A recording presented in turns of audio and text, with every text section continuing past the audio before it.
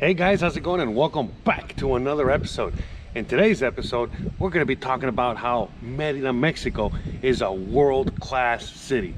Definitely on its way to being, first world country type status. We're going to be talking about all the awesomeness that make this city so awesome. So let me get on the bike and join me as we ride along and talk. All right. So you guys are already pretty aware of a lot of the things out here in Merida.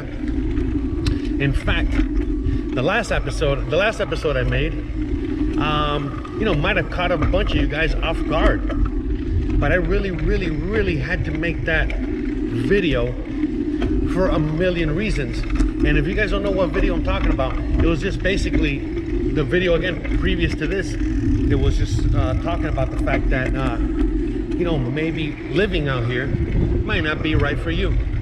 Because I've made a million videos about how living in Merida, Mexico is right for you. I mean, could be right for you, but we got to be realistic, and that's why I made that video. But that's also why I'm now making this video as a follow-up, because I know how people can get very easily swayed one way or the other. So I got to remind everybody, what makes Merida, Mexico so great. Now, when I first moved here, as you guys are already fully aware, I didn't know anything, let alone about Merida. I didn't know anything about Mexico. I'm not Mexican, even though I speak Spanish and my name's Jose and all that good stuff, I'm definitely not Mexican, by any stretch of the imagination.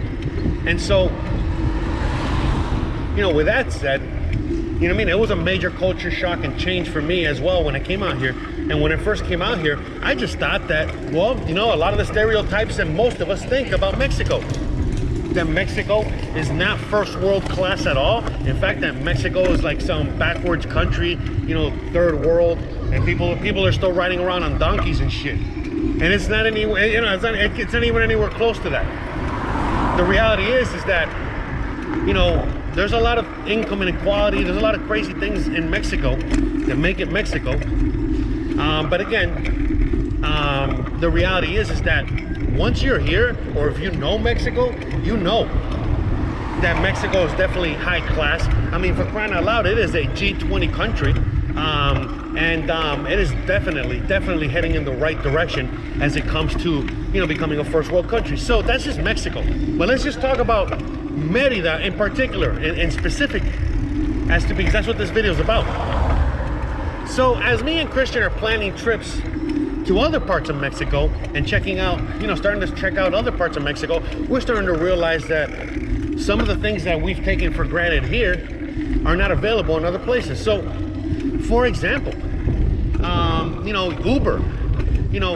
When you come to this part of the world, and when you come to this part of Mexico, you can use Uber here. If you're in Cancun area, there's no Uber there. If you go to Oaxaca, there's no Uber there. And you gotta go back to the traditional system, or even the bus system. Again, either traditional taxi or bus system. That's one thing. So when it comes to that, when it comes to like the usage of things like apps, of things like the internet portals and protocols, for government type things and all that stuff, Merida is actually right, close to the top when it comes to things like that. So, Merida has a lot of advantages. Like, not just Uber and other, and other apps out there that are for delivery or for driving, because depending on what part of the world you're coming from, there's a bunch of apps that are like Uber, and other apps that are like for delivery and other. Anyways, all those platforms are readily available and used out here. The banking system is readily available and used out here. Again, even though I've made plenty of videos talking about how everything is cash only, if you come out here with your cards, you'll fare pretty all right, as opposed to other places in Mexico where it might be a little bit more difficult, less infrastructure when it comes to the banking system. And there's many things like that. So like, for example, let's just now go to like Amazon, Walmart, and things like that. So out here, a lot of people ask me, it's like, hey, is there like Amazon or eBay or PayPal or any of these things? And I'm like, yeah, you know, there's PayPal. In fact, you can transact using PayPal with other individuals. You know, there's a knowledge of cryptocurrency like Bitcoin, even though we have a lack of infrastructure when it comes to that at the moment, like we talked in the previous episode. But you know, that's available. You know, you can order from Amazon and have it delivered in a few days, just like you do in the US. I've already had plenty of experience with that. So for example, you can order from Amazon US, you know, or you can order from Amazon Mexico.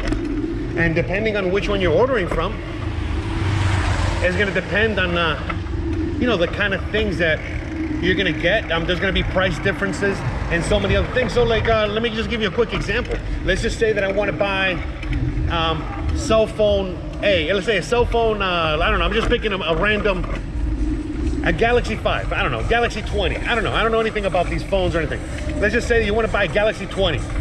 You can find it in the US Amazon and you can find it in the Mexico Amazon, and you might find it for a lot cheaper in the Mexico Amazon, I mean for a lot cheaper in the US Amazon. But then when you buy it from the US, it's going to cost you a lot of money because you got to pay the import fees, the taxes, the this, the that. But if you buy it straight from the Mexican, when you do the and even though it might be more expensive on the Mexican Amazon, when you do all the math, it actually probably going to come out cheaper. You know, meaning that once you add the taxes, the import fees, you start adding all that stuff to it, to the total, you'll quickly realize, oh, wait a minute, buying it straight from Mexico is quicker. And if you're ordering from Mexico, Amazon in Mexico, then guess what? You know what I mean? You'll get it in a few days.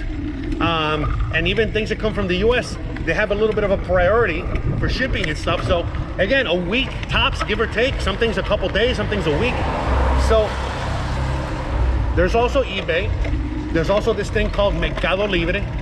Mercado Libre is kind of like Amazon, but you know, Mexico, Latin America's version. I've talked about it a few times before, and things like that. So, you know, that's available. Walmart is available. A lot of other American companies like Costco and Sam's Club and Home Depot, and then I could go on and on, are out here, alive and kicking. In fact, places like even like Sears. You know, Sears, I mean, I think they're bankrupt. I don't even think there's any Sears in the US anymore. And the richest guy in Mexico, I think Carlos Slim, that guy bought Sears from the US back in the day. You know, I'm thinking like 10 years ago. I don't know when it was, but whenever the hell Sears went bankrupt. And if you go to a Sears out here is like what Sears used to be like 40, 50 years ago in the US. All right, so if you guys are old enough to remember that, if you guys are old enough to remember what Sears used to be, then that's what's still alive and kicking out here. And like I said, you know, there's other department stores like that as well. Let's see, I don't know if this bus is moving or parked here. I think it's parked there. All right. Yeah, there's been a lot of changes with the buses and the transportation out here. So again, you know, sticking to like, you know, Mexico, Merida, Mexico being a world-class city, you know, ever since all the virus stuff that's been happening, they've taken this opportunity to really, you know, genderfy, you know what I mean? Genderify this area, the whole area of, you know, basically the whole city, you know what I mean? One shape, form or another. If you go to the north of the city is just like any high-end area in a lot of cities out there. And as you're, you know, more in the centro where I am now is more like the historical center that's been here for like 500 years. And then when you go to other parts surrounding its centro, you know, they're all becoming middle class. So, you know, with that being said, everything is getting upgraded here. You know, the streets are getting upgraded. You know, they're creating bike paths. You know, they're creating bike paths and human walking paths and things like that, you know what I mean? All throughout the city and in the touristy areas and the more, you know, busier areas, you know, so that's already a thing, you know what I mean? So they're implementing and you know, restricting vehicular traffic during some of these streets, and then, you know, adding space for people to walk more, to ride their bikes, to ride their scooters, and then all kinds of shit like that. So you know, that's another plus. That's another plus, you know what I mean? Again, the transportation is getting way better. You know, everything from like, not just the Uber situation, but even the bus situation, and all the other transport situations. You know, you can rent a car out here, for example, from many outlets. You know, you can rent a car from your traditional, you know, your traditional car rental place. That's probably gonna charge you an arm and a leg, especially if you're out here as a tourist. Or you can reach out to some local guy that has car, you know, rental cars for rent, and they basically rents them out of his house or property, and definitely costs you a lot less. And so, you know, again, even though this area is becoming first world, you know, world class, you know, all these things, you know, there's a lot of things that are also, you know, going to be changing. You know, some things are going to be changing, but not everything is going to be changing. You follow me?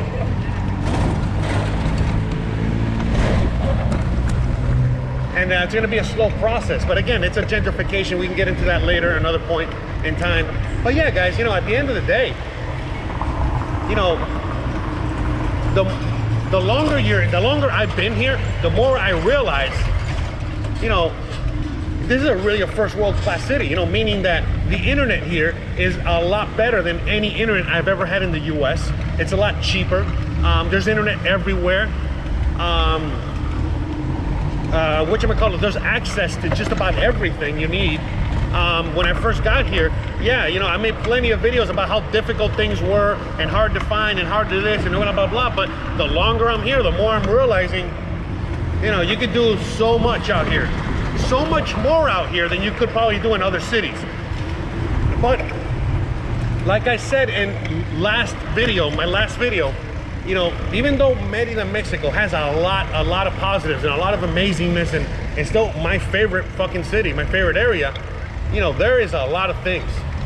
There are a lot of things, you know what I mean, that you might not enjoy, you know what I mean? There's a lot of things that might not, you know, be your cup of tea, you know, like again, like the whole mask situation, you feel me?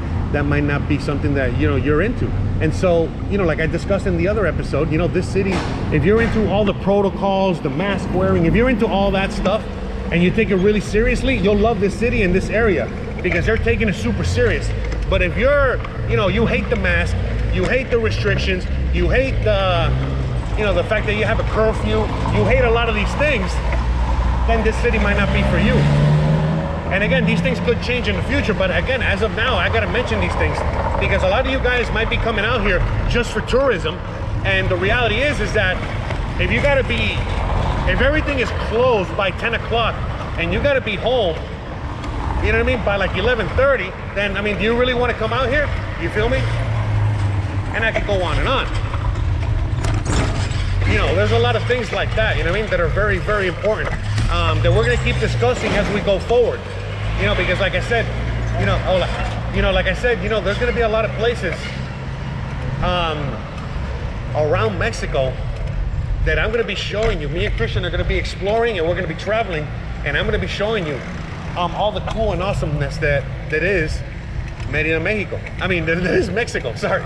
I've already showed you pretty much everything I gotta show you out here. So now it's time to start showing you the other parts of Mexico. You know, so I gotta see where I'm at.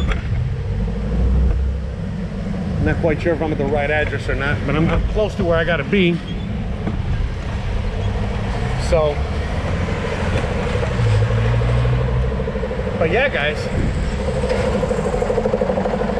Okay, it's I gotta go up a block. And I think I'm gonna end it here because I gotta get to my address. I gotta get to my appointment. But anyways, guys, I really hope that you guys enjoyed today's video. I really hope that you guys enjoyed, you know, today's talk, because I really do want to, like, you know, make sure that you guys know what you're getting yourself into, good, bad, ugly, where, everything that comes with everything, you know.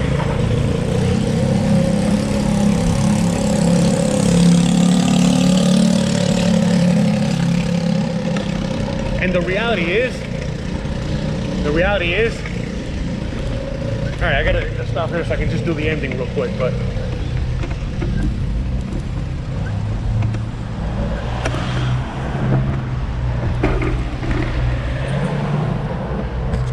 you know, the reality is that Merida, Mexico is amazing city. It is a super duper first class, world class city, in which you can do a lot of the things that, you know, are only exclusive to a lot of the first world class cities around the world. And as this city keeps growing and more things are, you know, added, you know, to this city as it keeps growing and becoming, you know, again, a real city, you know, this is even going to be more sought after. This area is going to be even more sought after than we thought. You know, this whole area, you remember, I've already told you guys and showed you guys, you know, this whole area is, you know, all of Merida is prime to start becoming, you know, a very high-end luxury area, resembling South Florida and other areas similar to that. You know, if you know anything about South Florida, you know, anything from Miami, Broward, you know, the whole coast, everything that is Florida, you know, where the money is.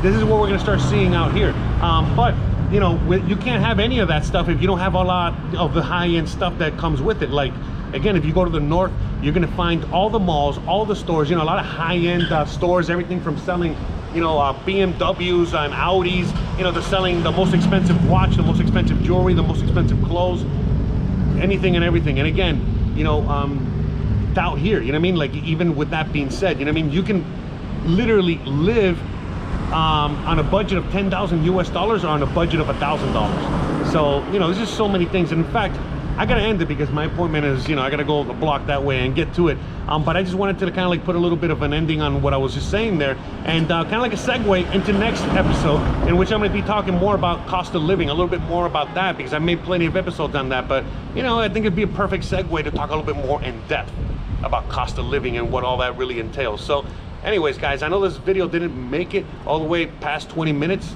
keeping on the short end, but, you know, we're trying all kinds of different things on this channel, so this included. So you already know, guys, if you like this kind of content, don't forget to please like, please subscribe, please share, please hit that bell icon, but more importantly than anything else, please stay awesome.